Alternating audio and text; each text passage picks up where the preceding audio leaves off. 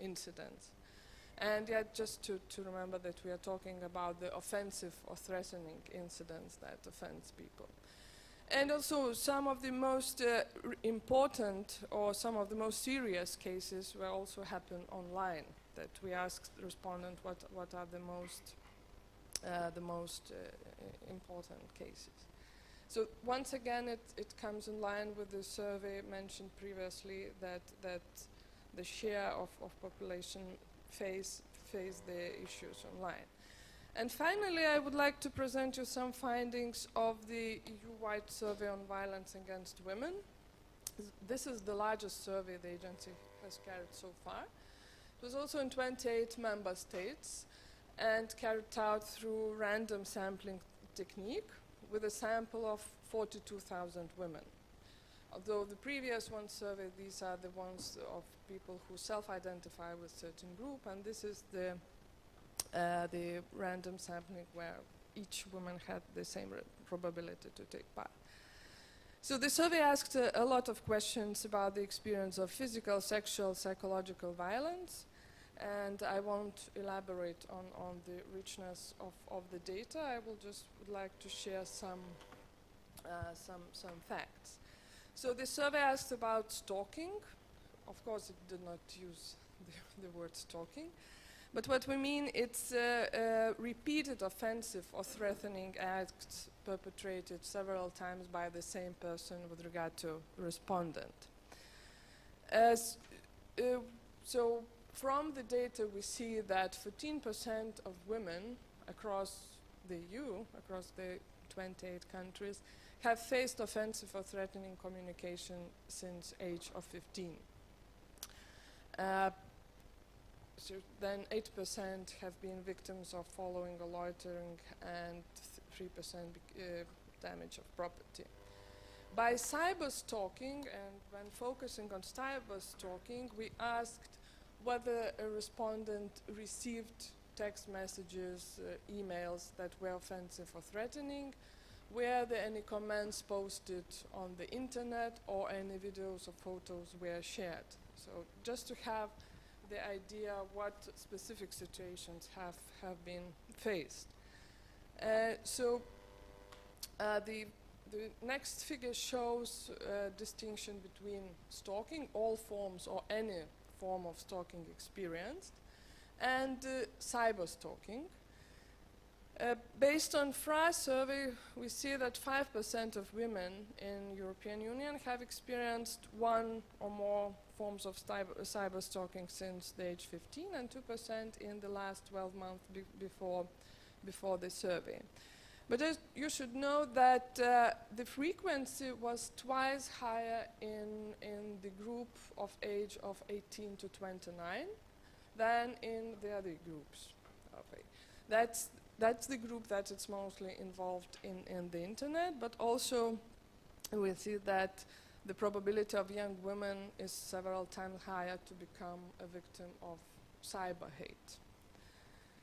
And it has consequences. When asked what was the impact, or what have you done after the most serious case of stalking, so like 23% of women said that they have changed their phone number, email address, or less part 7% closed their social network account, which, as you know, involves a lot of personal time and efforts. And just to finish the presentation of the data, some data on sexual harassment specifically, or cyber harassment. When we asked the respondents, did they receive any unwanted, offensive, sexual explicit emails or SMS messages, and then whether there were any postings online or internet chat rooms or websites. Here again, I would like to pay your attention to the age differences. And the blue graph shows the experiences since the age of 15. The red or reddish column shows the experiences in the last 12 months. And here again, we see that the that the younger the respondents, the more likely are to become targets of cyber harassment, and it's twice higher in comparison in group of 18 to 29. It's twice higher to 30, 39 or 40, 49, and several times less in the elder groups. So once again, what we see that it's happening, and that some of the groups are more targeted than the others. So you can find more data on our website, and it has data visualization tool where you can actually go question by question and select wanted indicators to have a deeper look at the data of the surveys. But as I said at the beginning, yeah, it is the fora, and it happens on the internet, that the platforms are used for expressing hate motivated sentiment, and that certain groups are more likely to become the targets. So, and here's the email where you can ask any questions you would like to, and have a look at our reports and data visualization tools. Yeah. Thank you very much. To continue the theme and perhaps wake everybody up, because it's the middle of the morning, I would like everyone who has encountered hate speech, has seen it, not necessarily addressed to them, but has seen hate speech online, to stand up.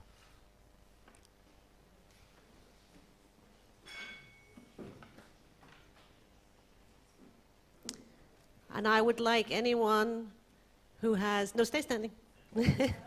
And now I would like anyone who has had hate speech directed at them to stay standing. Everyone else can sit down. And now I would like those people who have reacted to hate speech when they've seen it to stand up. Not so many. I think we all often witness it and we ignore it, either because it's not directed at us or because we're afraid to ignore it. Thank you. You can sit down now. You've had your exercise for the day. Okay. So I just want to bring it out because it is always shocking to me how many people stand up when they say that they have witnessed hate speech online. I think it is a serious. Well, I think we all know it's a serious issue, or we wouldn't be in this room. Okay. So I would like to ask my key panelists a few questions.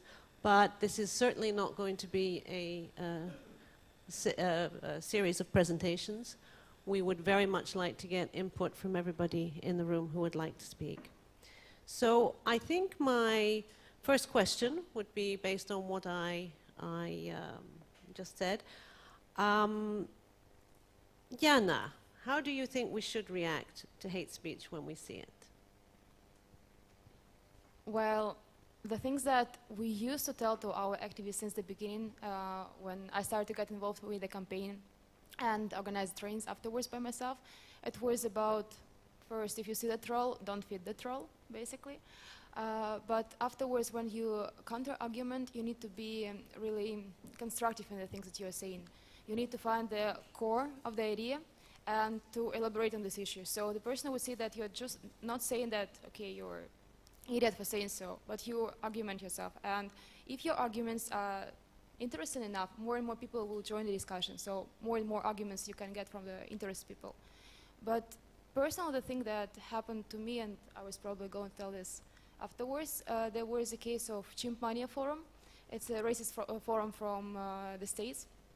The way how it came to my life, it was quite not connected with this thing. I was going to write the blog for the No Hate Speech movement about some cases when we face hate speech online and what can we do. And I wanted some challenge because we all know that there are Facebook rules that are inbuilt, there are Twitter rules that are inbuilt. So basically when you collect enough reports, you can ban the content or you can report the person. This is not the case for the forums or privately owned web pages, where basically you cannot do anything. And this forum came, can you please put the PDF presentation? It's on the memory stick with a heart. There's the only one. Yeah, this.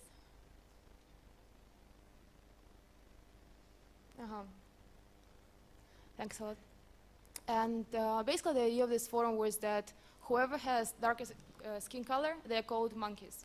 And the thing that they put there is the whole encyclopedia of hatred. So crimes committed by monkeys, what are their typical attitudes, and so on. And the basic message of this forum is that they call for violence against those people.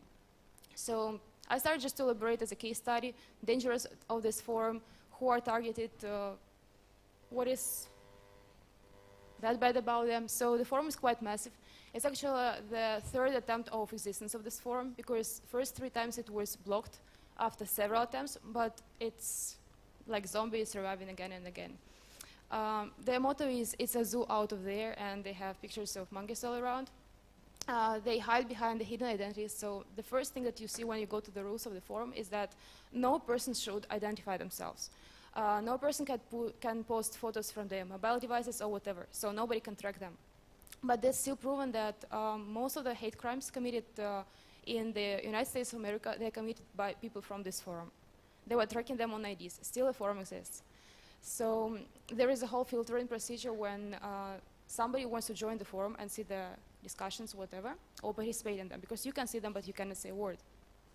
You need to go through this kind of tribal procedure when you need to make at least 3 racist jokes, and if you're approved by the community and they said you're cool enough, you can join. But afterwards, there is also a rule that no not racist comment can be posted there. So whatever is there, it should be 100% racist. And if you're not active enough or you're not racist enough, you're just banned from the forum. So actually, when I wrote the forum, the first thing that, when I wrote the blog, the first thing that they did, they put the logo of the Council of Europe on the front page. And they said that no hate speech movement and Council of Europe proudly advertising chimp money, March 2014. That's when it happened. I mean, it was a cool thing because like trolling us and playing with these things, so they got a lot of people there. Next day they put this wolf saying like, yeah, right, oof. So we really were getting feedback from them. There were lots of people commenting on the blog.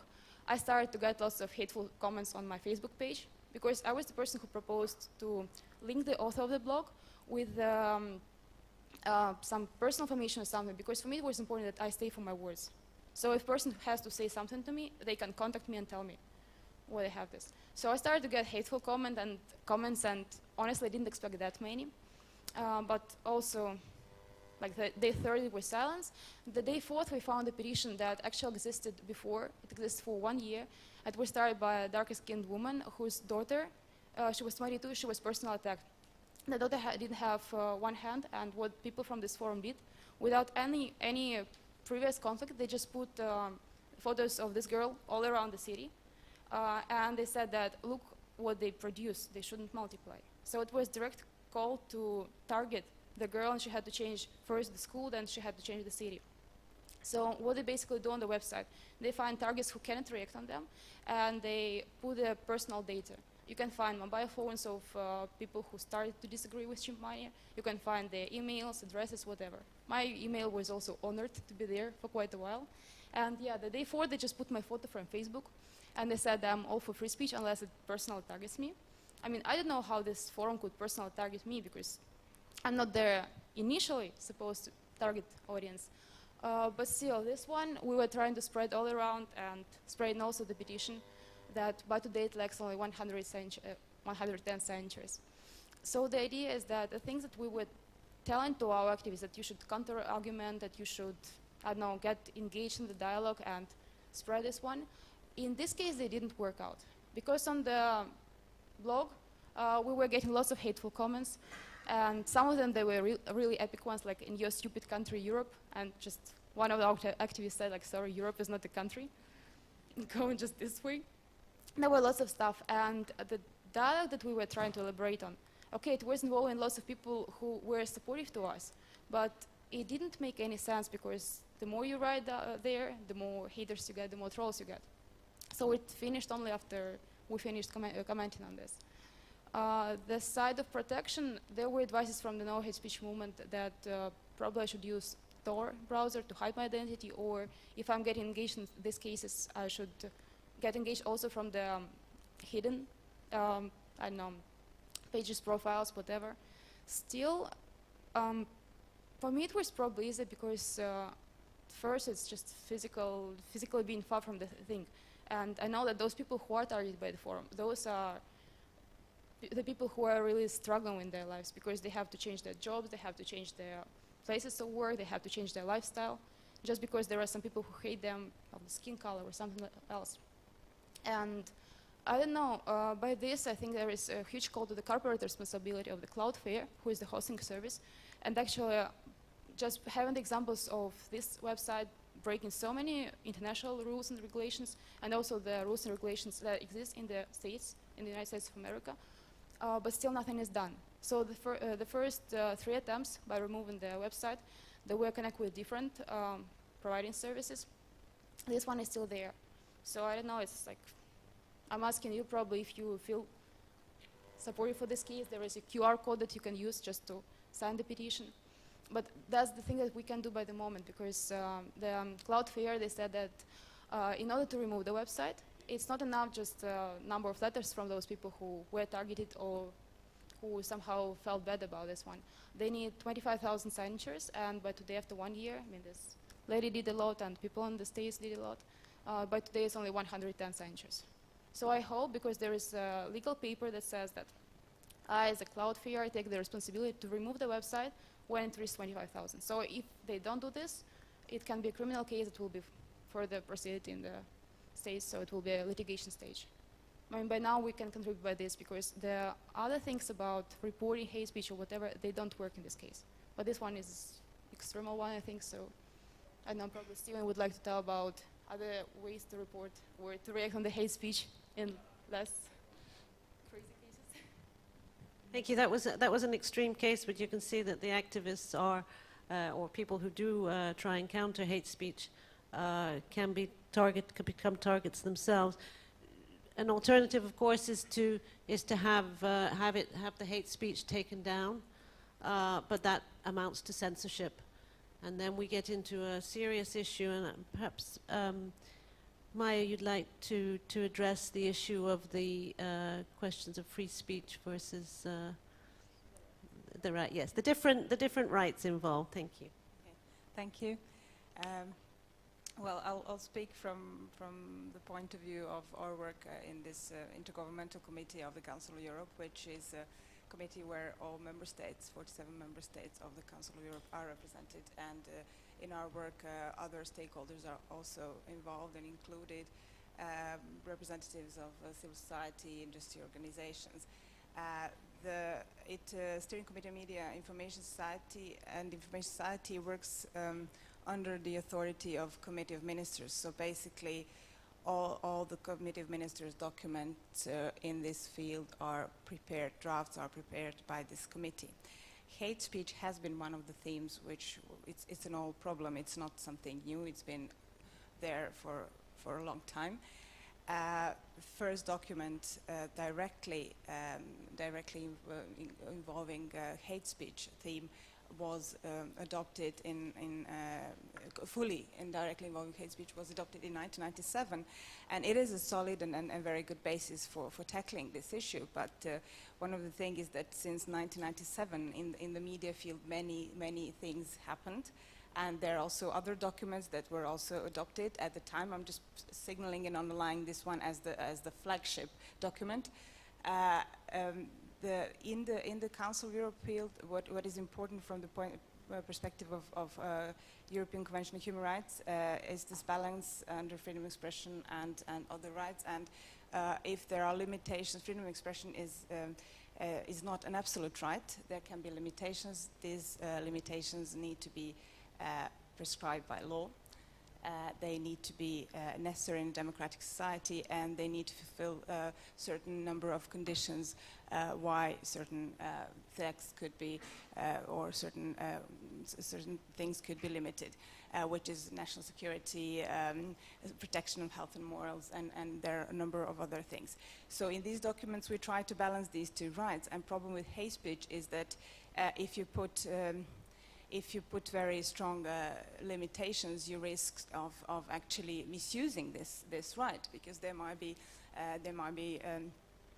stakeholders that would wish to use these limitations in order to promote censorship and other interests. On the other hand, if hate speech is completely uncontrolled, it can provoke many other damages and cases like this, which I've just heard. So what is important in the approach to this theme is to first have a holistic approach, and also to have a differentiated approach depending on which types of hate speech. It depends who is it intended to. There are differences between, for instance, there are differences between level of protection of public figures, of public officials and ordinary citizens users, because public officials, government representatives should be more tolerant into critical views and critical comments. Now, there's also this question of where to draw lines between criticism and hate speech. On the other hand, it also depends on the impact, which means, you know, it is not the same if the hate speech is performed in the media or in a private sphere. Now, with new media, we have this blur line between private sphere and the public sphere. So the problem with this with the hate speech in new media is also that it's becoming more speedy, that it's becoming interactive, that you have user-generated content, which means that, for instance, before, in order to report in the media, you had to fulfill certain standards, ethical codes, journalistic standards. Now, with user-generated content, anybody can become a media in itself. Then also age limits have changed. For instance, now smaller and smaller children can become targets of cyberbullying, and people with very critical age groups can become targets of hate speech without really understanding what is happening and how to react to all those things. So Council of Europe is within this work of Intergovernmental Committee is trying to give responses to all these developments. The way we work is the way we work is, and the good approach to this is that to have complementary measures. On one way, to have regulatory measures, things that are prescribed by law, some forms of hate speech that need to be tackled by regulatory measures, for instance, incitement to violence. And on the other hand, there are many self-regulatory measures that are proposed, and in this respect, we in this committee work also with other stakeholders, for instance, with internet service providers, with online game service providers, in developing standards that human rights standards for this particular groups of stakeholders, which also helps. What is also necessary is media literacy. It is important that users are educated to understand, because sometimes, I mean, people, to understand, first of all, to understand how to defend, or to find out how to try to defend themselves and others, and also how to not to offend others, because sometimes people can commit some things without really understanding that they're hurting others. For instance, one of the most recent documents that has been adopted in this field, which is also a certain media literacy tool, is a Human Rights Guide for Internet Users, which has been adopted just 2 months ago, and basically it is a sort of compendium of human rights that users should know that they can when they use internet. So these are the measures. One of the framework document, also very important for this particular theme, is a new notion of media, which has been adopted in 2011, and it recognizes that although media environment has changed, media functions did not change. So, you know, media are still there to very important for democracy. They are there to provide public debate. They are there to provide scrutiny, to provide watchdog roles, and also to inform, entertain, educate. So this document tries to see how new actors in the new media system can be identified as media and not media, and that depends on many. It's not that black and white like it used to be now. There are many criteria, for instance, to what extent somebody can perform editorial control, what is the impact of the information. what is how massive dissemination might be, where is the difference between public and private sphere. And this document actually also talks about hate speech and how to try to respond to hate speech risks in this new environment.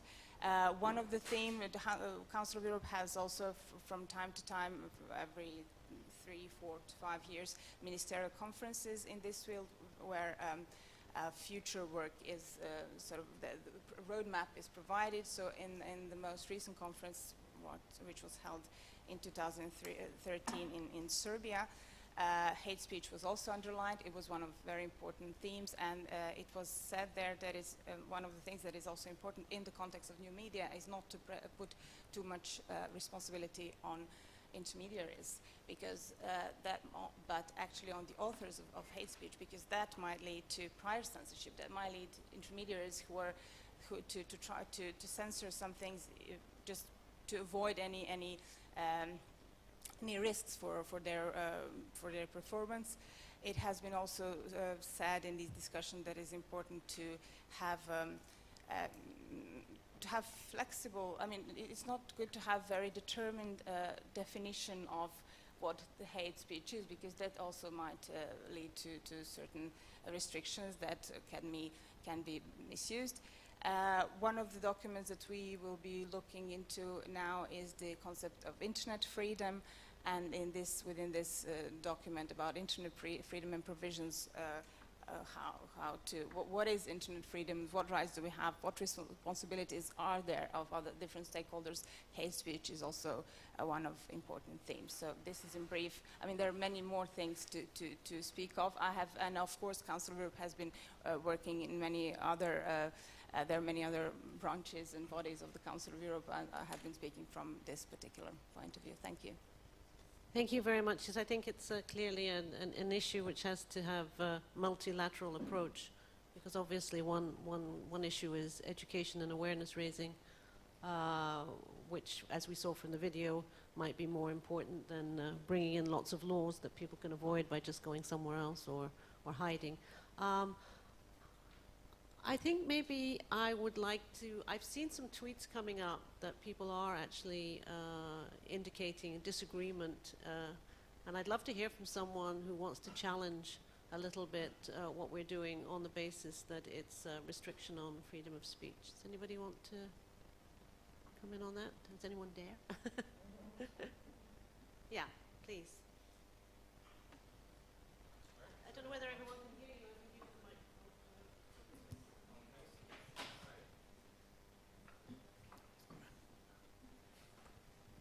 All right.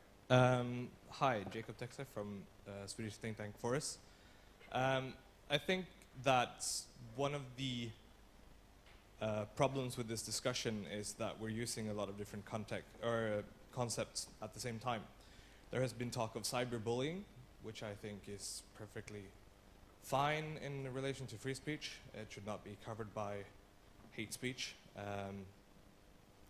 depending on what the bullying actually consists of.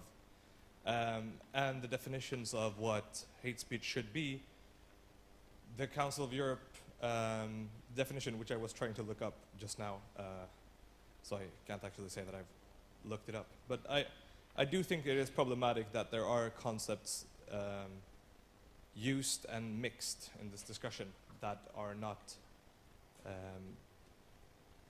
that create different problems with free speech. So I'm not sure that all of these, cyberbullying, hate speech, there was talk about stalking online, which was actually less prevalent online than offline, which I was surprised to see. So yeah, I'm sorry I didn't have time to actually figure out what I was going to say. I'll come back if I have another question, but I do think it's problematic that we talk about we have to limit speech in this way, especially the video in the beginning. Yeah, go ahead.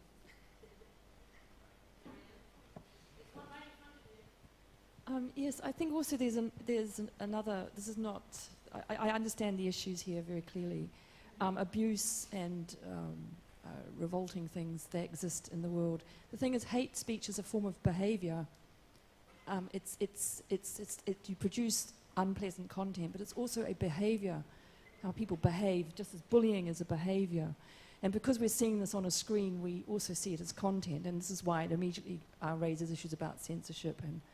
But if I could underscore the need for the education and awareness, and it isn't just about learning how to type properly or say the right things, it's about how to behave with respect. And that is also culturally specific. You know, directness in one case may be taken as offensive in another. So I'm interested in hearing more about the sort of education awareness raising that's done in a enabling rather than scaremongering way, because this is, as you all know, this is the shadow side of the platform, has its own shadow side. How do you deal with that kind of sense of, is this just making things so scary that in a sense people, yeah. How do you deal with people misbehaving and not do it in a parental way?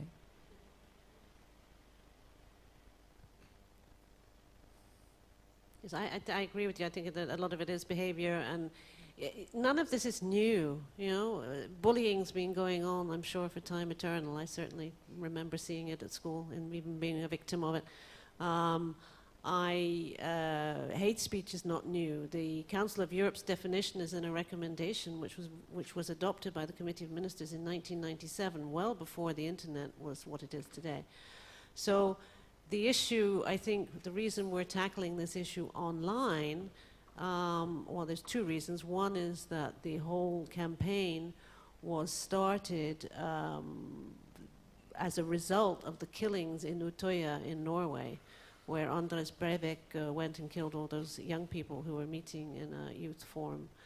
And his actions were preceded by a huge amount of hate speech that he put out online. So the feeling was that clearly hate speech can lead to hate crime. In this instance, it was only one person, but I mean, somebody could have tried to motivate other people to be involved, and that therefore we should be doing something about hate speech. And I guess what bothers me with the internet, and I see it with my kids, and I see it with the younger people that I associate with, especially in this campaign, is everybody's online all the time, and it's very easy. It's very easy to forward on something that you think is funny, but it isn't funny to the person who is the target. And I know that Adriana wanted to speak about the issue of being a target. Could you just talk about that a bit? Is this working? Yes, it is. I will give my answer also in response to Jacob. What is it your name? Sorry. Which I think, yeah, I was talking yesterday with Bridget about, and also thinking about Jana's case, being at the receiving end of hate speech. It's not necessarily that we defend that everything should be deleted, because it's really important that just by discussing this theme, we're just trying to make a discussion to make people think about the phenomena, not saying let's erase it, but we should think about behaviors and try to understand why they happen and how you can respond to them. And the thing is, when you are at the receiving end, and you spoke of bullying and how it to you is covered under free speech. But the thing is, we have seen over the last, I don't know, 2 years, so many cases of people who actually committed suicide as a result of bullying, for example. And you may say maybe they had problems and they already had depressions, but precisely, they already had problems and they were not in any way. It's not like survival of the fittest, and then only those who are completely strong survive, and if you're weak, you will go with the tide. And you know, there are consequences to when you are at the receiving end of this sort of speech. And precisely online, as you do not know the person, you do not know the special conditions of the person. You cannot predict that that person is already dealing with depression or suicidal thoughts or everything, and you cannot predict how your actions are going to affect this person. I understand that there is such thing as freedom of speech, but I also think that while an internet user, and if everyone is using the internet right now, you have the right to also, in your own mental health, if you have problems, or if you don't, but to not be permanently hostilized, as you can be by a very organized campaign of bullying, and those campaigns exist. So I think, as Maya said, these are competing rights. They're not absolute rights. So I think we need to rethink. I mean, how valuable is freedom of speech if, I mean, sometimes one told me, my right to punch the air ends where your nose begins. And I understand that we should have the right to speak up our minds and share our thoughts, but there is someone that is very real on the other side, and this other person also has their own needs, and we need to balance them.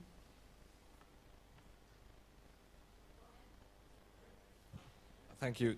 Now I'm a bit less taken off guard. I do understand the argument that there are people that are very, very affected by bullying online and hate speech online. I myself have been bullied. I'm guessing that more people in here have been bullied on occasions and have been subject to hate speech, as we saw before. That in itself is not a requirement for, like the video before we saw that said we should regulate the internet. It explicitly said that. It said that we have no, we have no right to discriminate, hate, offend, intolerate, hurt, or bully within freedom of speech. Yes, we do. We do have the ability to do that within hate speech, free speech. That is covered by free speech. You are allowed to insult people. And being insulted is not a reason to limit others' speech. But yes, there are people that do seriously take hurt from this.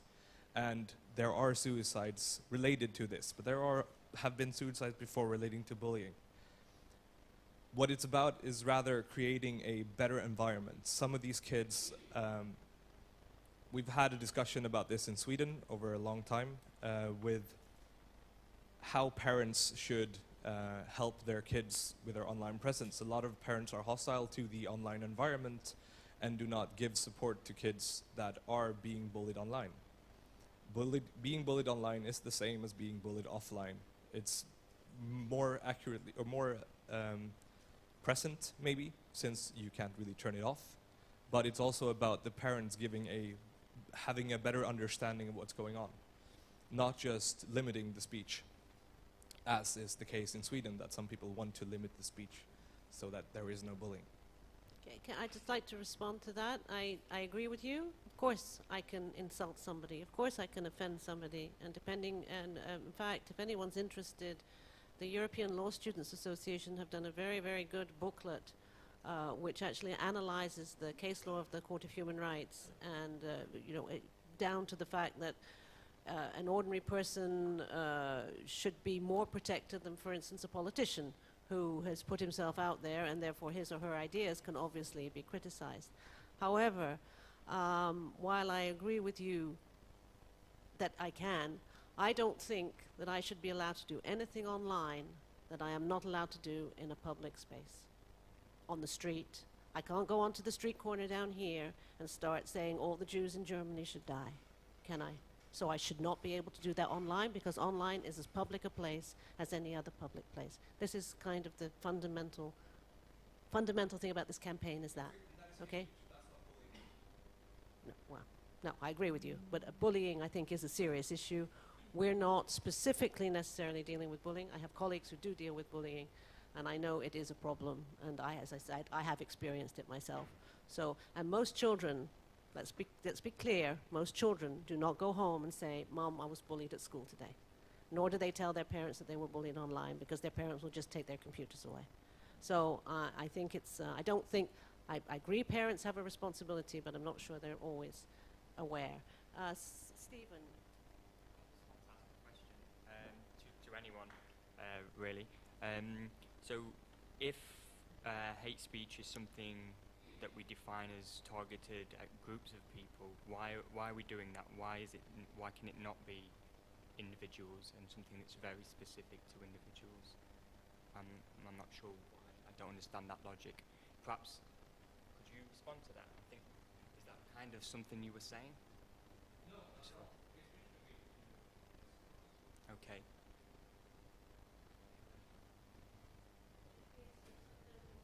Yeah, I just want to respond to that. I don't agree with you that it's the same online and offline. Maybe the moral point of view, it's from that point of view, it's the same, but not the reactions. And there we are. I think that's the point, the important one, as you said before. So what are the consequences? And I mean, freedom of expression don't mean freedom of the consequences these expression may have.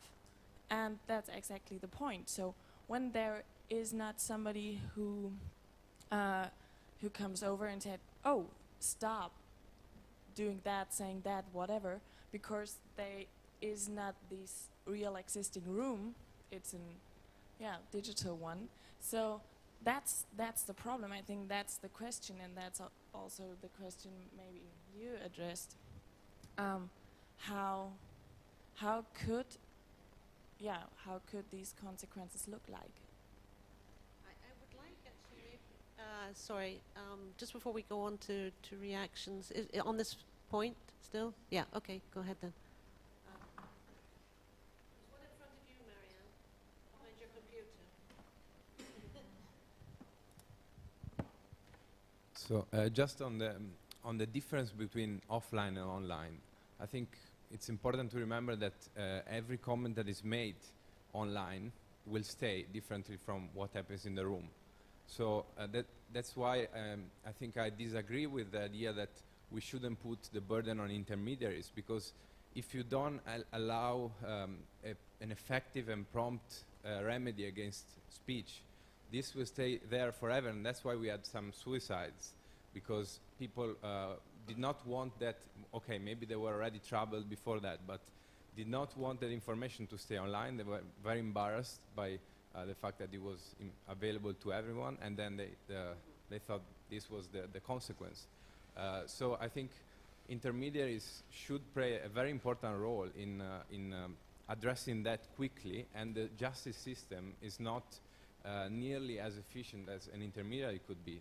And this is why I think the recent Google Spain judgment is not all that bad, because in that regard it recognizes that there is, the information out there, and if you allow the search engine to spread this information, which can be harmful in the first place, this is a serious problem. So I think in this respect, Europe perhaps is a step ahead of the United States, which allows intermediaries to do whatever they want with the content. And I think this should be also be considered, as a way forward for other countries. Just in response to that, perhaps there is a case coming up in the Grand Chamber of the Court of Human Rights, which is exactly on that question of the responsibility of the intermediary, and it's called the Delphi case. It's going to be judged on the 9th of July, I think. So it'll be interesting to see what the court says. There's been a lot of criticism of the initial decision because it puts a great burden on intermediaries, and the risk is, I think Maya's mentioned it. The risk, of course, then is that you get the intermediaries will just censor, and I'm not sure we want to put censorship in the hands of people like Twitter and Google and Facebook either. The campaign is working very closely with Twitter and Facebook. In fact, they're supporting us. They're giving us some advertising support and some training support. And I think that's probably the way forward, is to help them have some sort of code that we can all kind of agree on. They know that if they don't do something, they'll probably end up being regulated by governments. So I think they're aware of that. But I personally have a great reticence in putting Facebook in charge of what I put on Facebook. Can I quickly respond to that? I agree. It should be a balanced framework. It should not be something that entirely regulates what they should do with the content.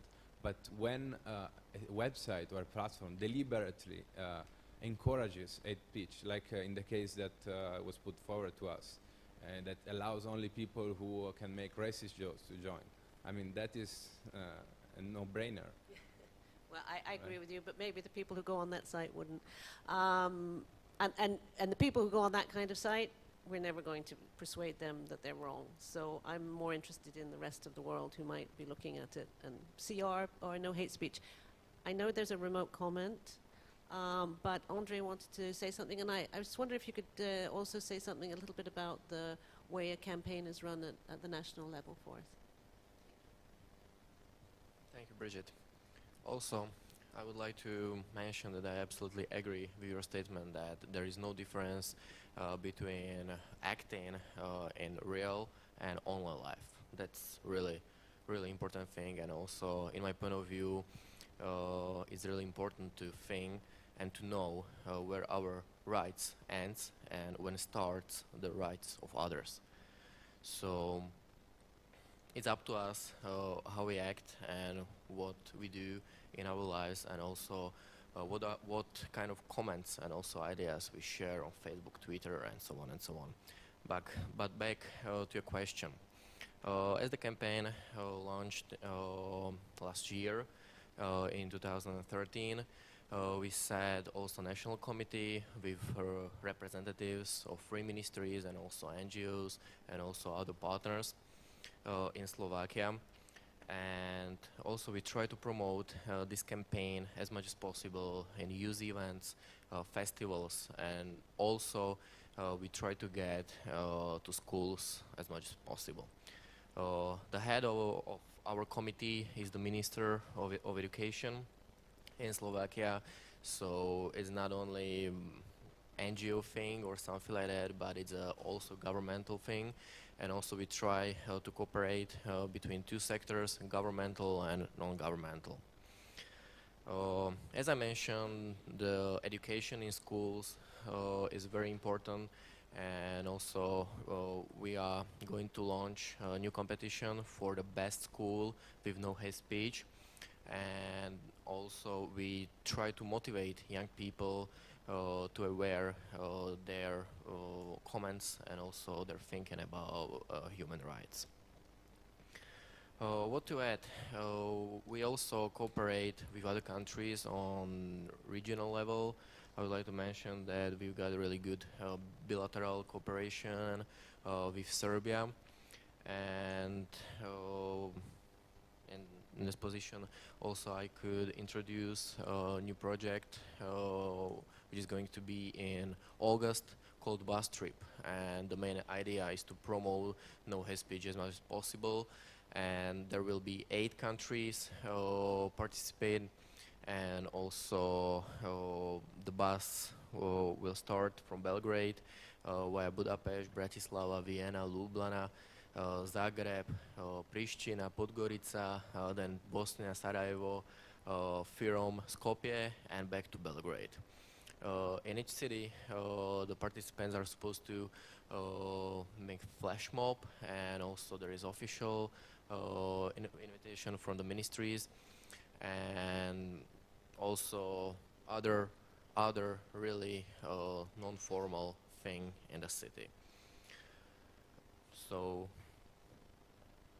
also I would like to add that non-formal education is really important. As a non-formal facilitator, I would like to really push non-formal education, not only in schools but also in real life, and that's a really good thing.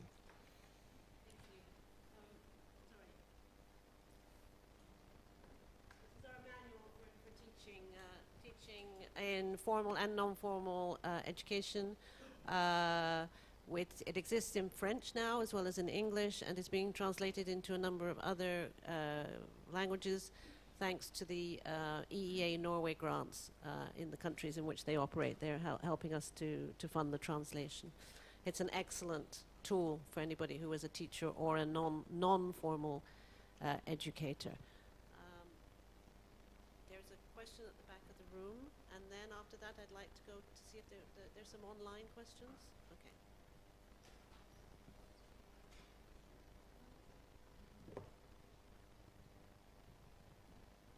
Thank you.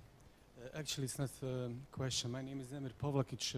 I'm from Communication Regulatory Authority from Bosnia and Herzegovina, and I'm also a bureau member of the CMC, together with Maya.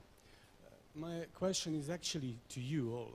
Maya mentioned some documents and the agenda that we have in the CDMCI. My question to you is, do you think that we need to do more about that? Because we have enough, from my point of view, enough documents, but unfortunately the implementation of those recommendations when we come on national level could be the problem. Is that same thing with the hate speech? From the also point of regulatory authority who dealing with the communication, including broadcasting and telecommunication, we had cases on the hate speech, and it's very easily for us to implement and to deal that because we have our directive, and it's easy. Of course, it's always problems to do that on internet. But my question to you is: do you think that we need to do something more from the point of the Council of Europe?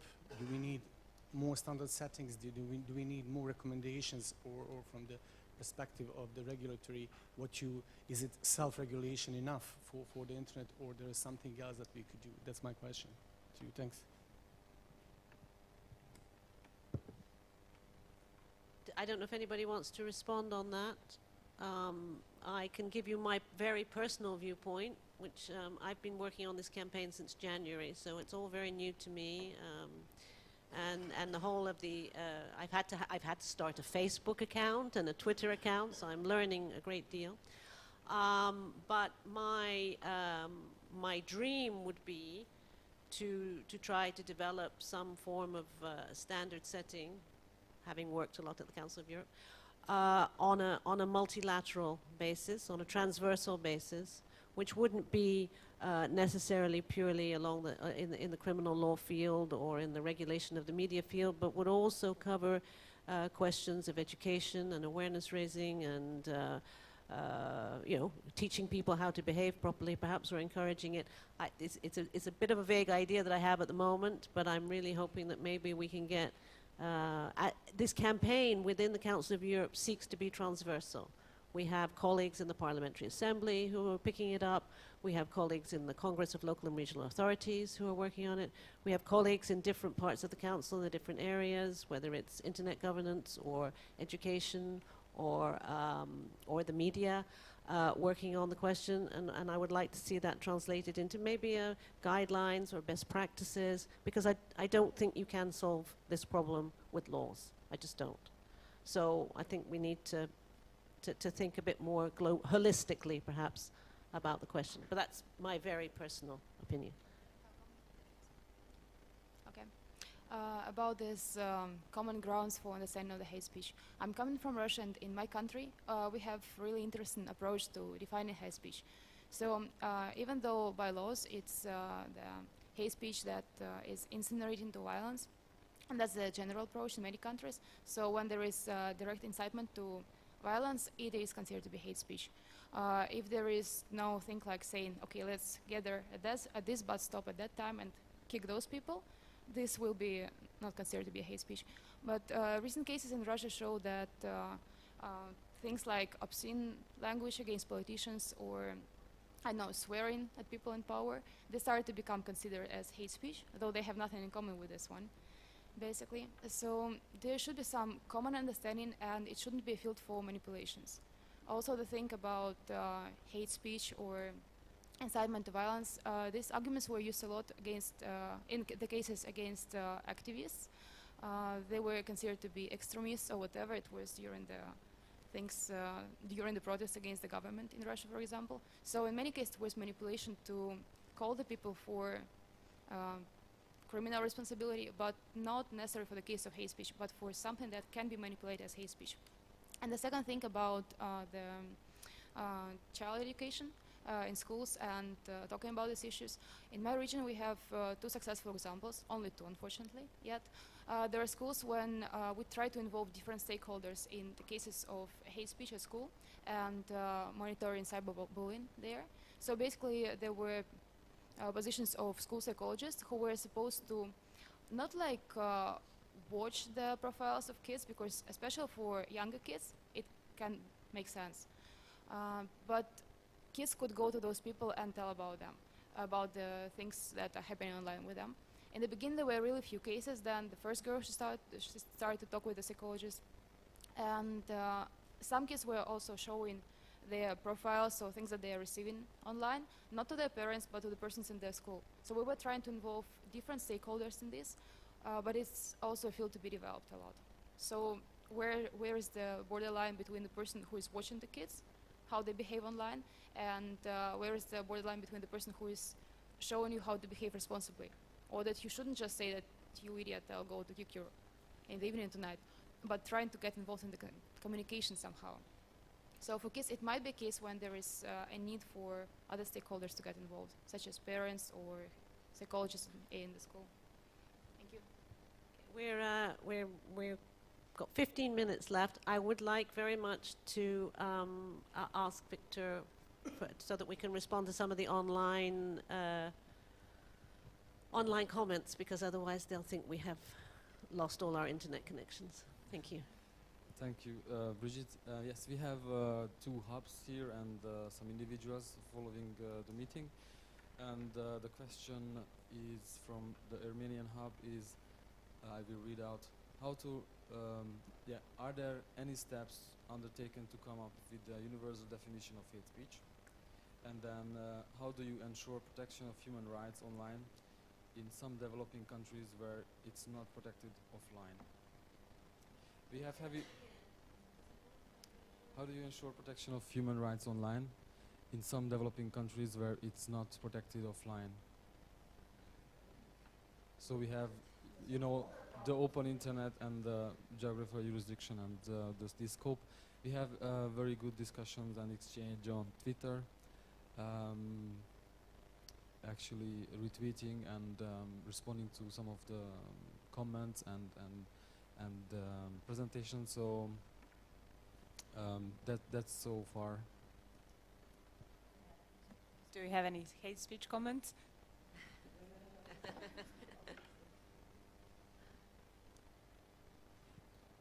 Okay, yeah, yes.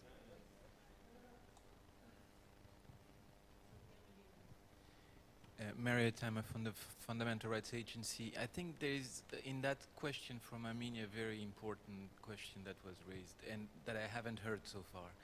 And I'd like to ask you, the campaigner, have you tackled the issue of the remedies? Because the Armenian follower was saying, how do you implement basically freedom of expression and fight against hate speech? But this is it. What are you doing? What are you suggesting to Twitter, Facebook, and your counterpart in this campaign? What are you promoting as good practices? This is because of course the judicial mechanisms are very slow. The court in Strasbourg makes great standards, but it takes a lot of time, and therefore, I think it would be very useful to spend a bit of time on this issue.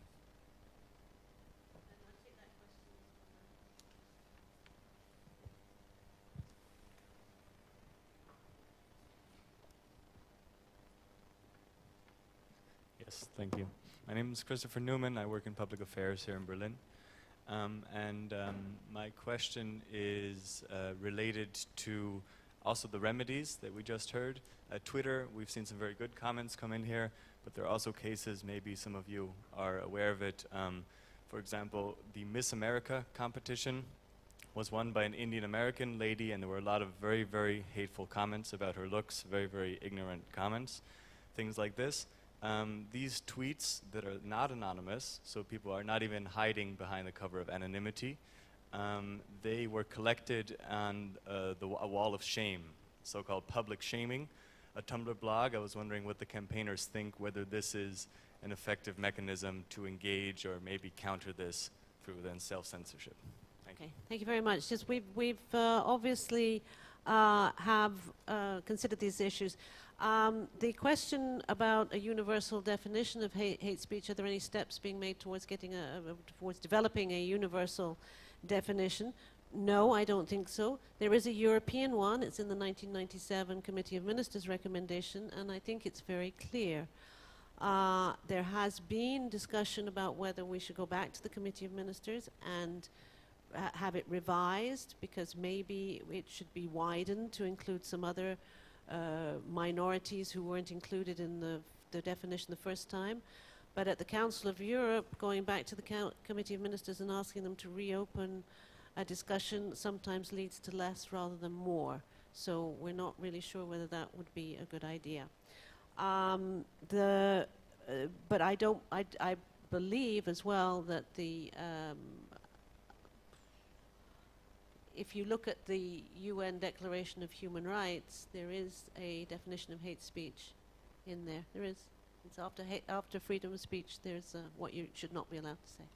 Can't remember what the number of the article is. There is also in the Convention on Human Rights, there's a limit on freedom of speech very clearly expressed. And I'm not sure whether a universal definition is even possible, because in many countries, even within Europe, what is considered hate speech in one country might not be considered hate speech in another country simply because of cultural differences. So it's a little difficult, I think, to come up with a universal definition. I cannot answer the question about how to ensure protection of human rights online when they're not protected offline. Maybe that will be our next campaign. Because, I mean, obviously if they're not protected offline in developing countries, that is an issue. However, I do think the internet, where people have access to it, is a great tool for people in less developed countries. I think people have seen some of what's happened in China has been very interesting, I think, using the new technological tools, which means that people can communicate with each other more easily. The question about what are we doing about remedies is an interesting one, and yes, I agree. I think the courts are too slow. I don't think that necessarily the penal approaching it as a crime is obviously important, but it's not necessarily a solution. We are working with Twitter and Facebook, and we are hoping to get Twitter, Facebook, and Google around the table to work on some basic policies and to offer remedies and to let people say, this is offending me, please take it down. They already do take stuff down. You know, you can report stuff, you can ask them to take it down. There have been a couple of cases as well in the UK, very famous cases, where people were attacked on Twitter, and one was a football commentator who was black, who received so many hateful tweets that Twitter didn't respond to him, so eventually he took his account down. This caused so much scandal in the press that Twitter actually called us and said, please can we say we're working with you on your campaign, so we can show that we're not completely bad. So we have a certain amount of, we do have support from them. We have support in advertising from them. We got 1,000 new followers on Twitter yesterday, which is quite a lot for us. So what's important, and here I'm going to do a bit of my spiel, is to make sure that we get lots and lots more followers on Facebook and lots more followers on Twitter, because it gives us much more leverage with those companies to talk to them, to say, okay, we are a serious campaign, we've got all these people following us, and we would very much like now to sit down and let's talk about policy, and let's talk about how you can perhaps react more rapidly to people, or correctly to people who are complaining. So that's where we are with them at the moment. So, okay. Yes, sorry. Back to the remedy question, which is an extremely important question, because if there are no effective means for remedies, the human rights cannot be ensured. One of the document that I've mentioned, which is this Guide to Human Rights for Internet Users, speaks also about the remedies. But what are we doing now within this committee is also, and together with the Secretariat of the Council of Europe, is the site has been being developed on human rights guides for internet users. Now, it does not treat necessarily only hate speech. It treats many other themes and questions. But now what has been agreed within member states within this committee is also that all member states provide information about effective remedies for human rights violation on internet. So this information will be available on this website. It will be available in a manner that ordinary users, not necessarily experts, but ordinary people can see in which way they can seek effective remedies within their jurisdiction. It is an ongoing process. The guide is a first step but it will continue to live. So maybe this is also one of the ways to look forward. And just going back to what you have mentioned as your private idea and impression, yes, and it is actually something that we are doing within this field, because we do constantly speak about the fact that it cannot. Nobody talks about need to regulate internet. On the contrary, it's a very complex issue. So we do insist also on measures for self-regulation and underline the importance of media literacy together with some regulatory and policy measures. So depending on the subject and on the level of an impact of some speech, it depends also. Thank you. Yeah, I was wondering if you've done anything around, you were talking about culture, and also I was thinking a bit about social norms and how how Facebook and Twitter and stuff can kind of create that kind of, rather than being censorship or consequences, like the way that we just kind of know what isn't acceptable. And I mean, it's been quite funny being here in Berlin and seeing people sort of wait at the traffic lights until it goes green, which is not something that we do in the UK so much anyway. And no policeman stood there like stopping people. You know, it's just become something that people do. Special little man. And so I'm kind of thinking it's somewhat of a catch-22 situation. So in order to create those inclusive environments, people from lots of different groups need to be within the environment and represented in the environment. And if they're being harassed and leaving, then that's not helping change the situation. But I also read that apparently Facebook customizes adverts to match like your group and the people you know, and so it means that you're seeing more of what you already see. Like if you don't have many friends from different backgrounds, or if you go to a lot of sites that are objectifying to women, then the adverts you're going to see are going to respond to that, and so it's going to be like a feedback loop that feeds back and says that this is fine and this is fine in this environment.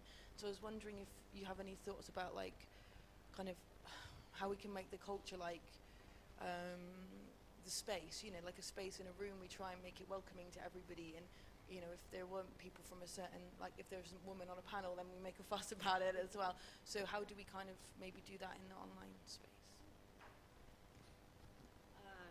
A very interesting question, and I'm not sure how you would do it, because Facebook and Twitter make their money by getting targeting their adverts to the right people.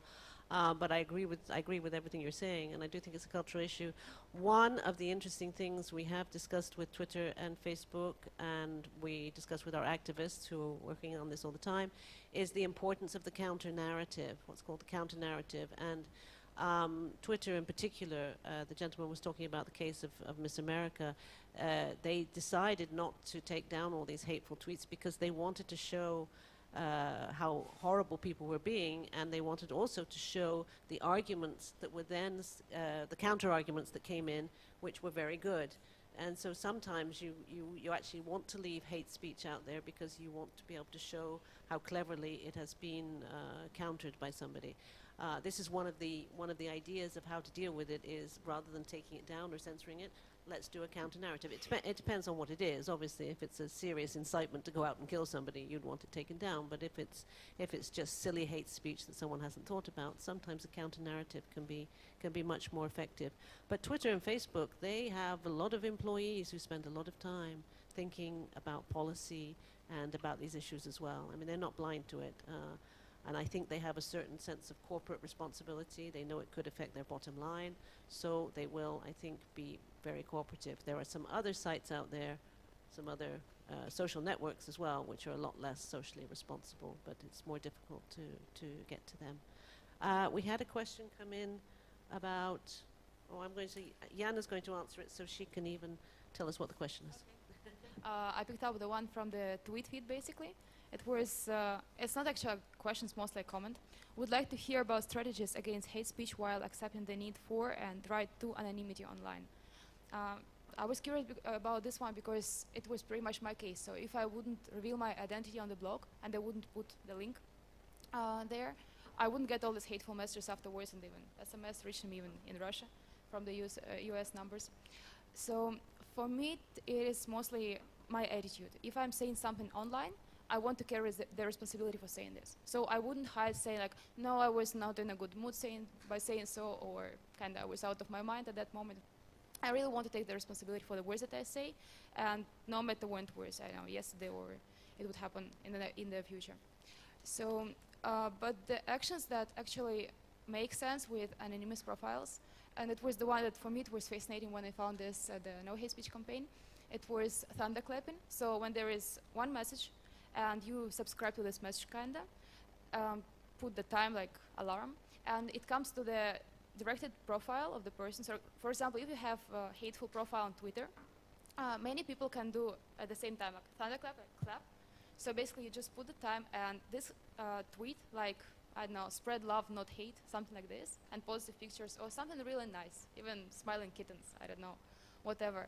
But the same tweet comes to the hateful profile from, I don't know, 100 people, 3,000 people. So first, you kind of almost block the person.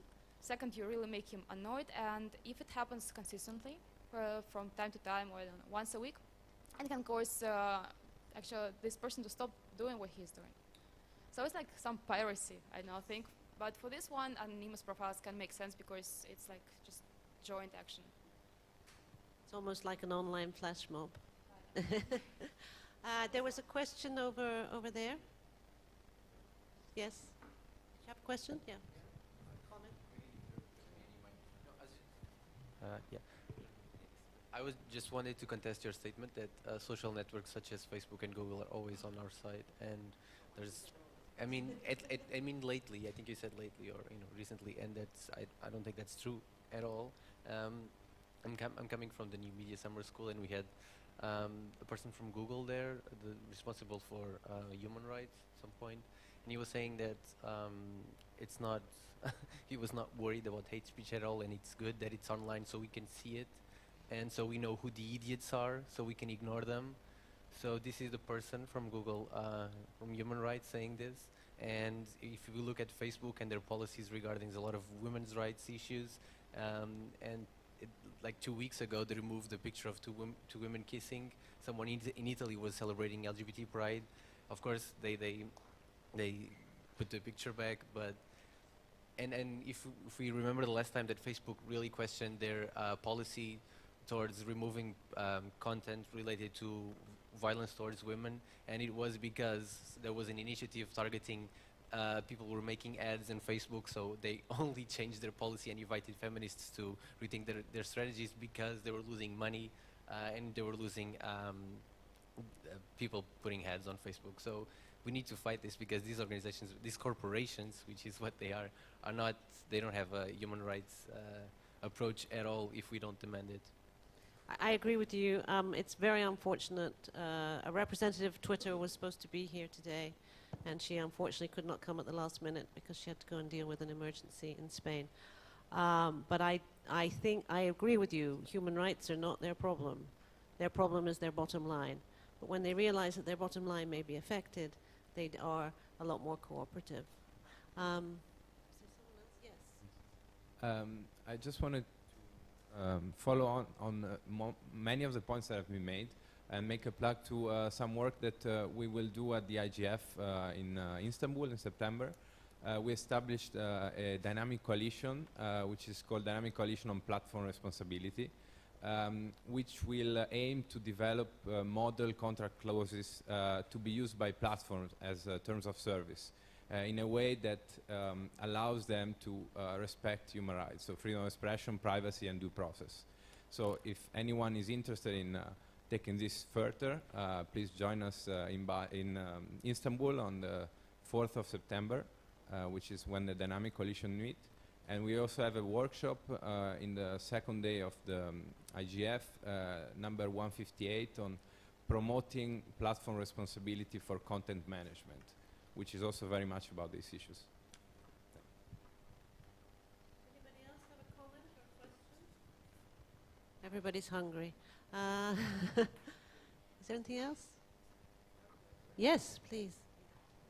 just a bit bringing down the enthusiasm about the internet, that the survey data also confirm that there's no great difference of the offenses experienced online or offline on reporting on them. It means that it's not that if you get it online and you're active and more involved that it somehow induces you to report on this. The non-reporting levels are very high on both forums, so just to... Adriana.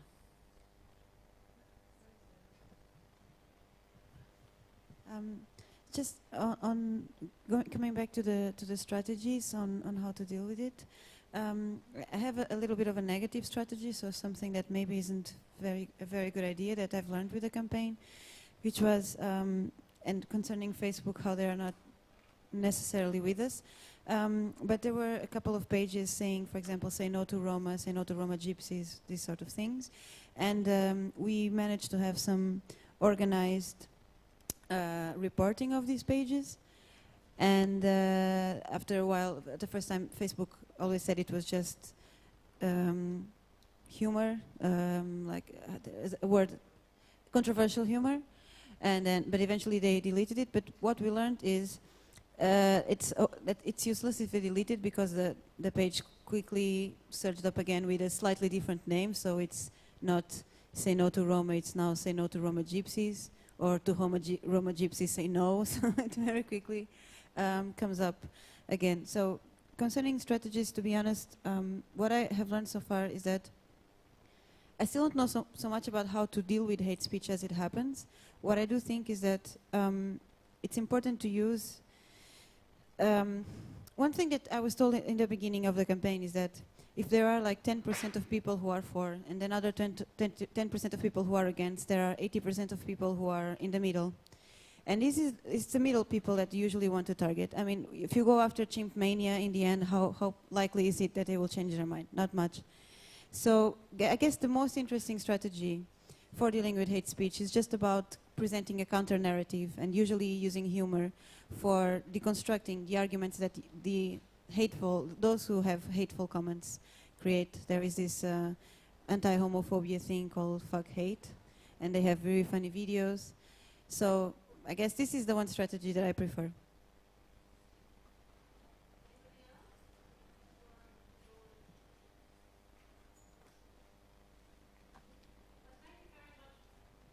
Thank you very much, everyone, for coming. Now, Igor was going to make us all dance, but he's suffering with a nosebleed, so I can't even make him do that.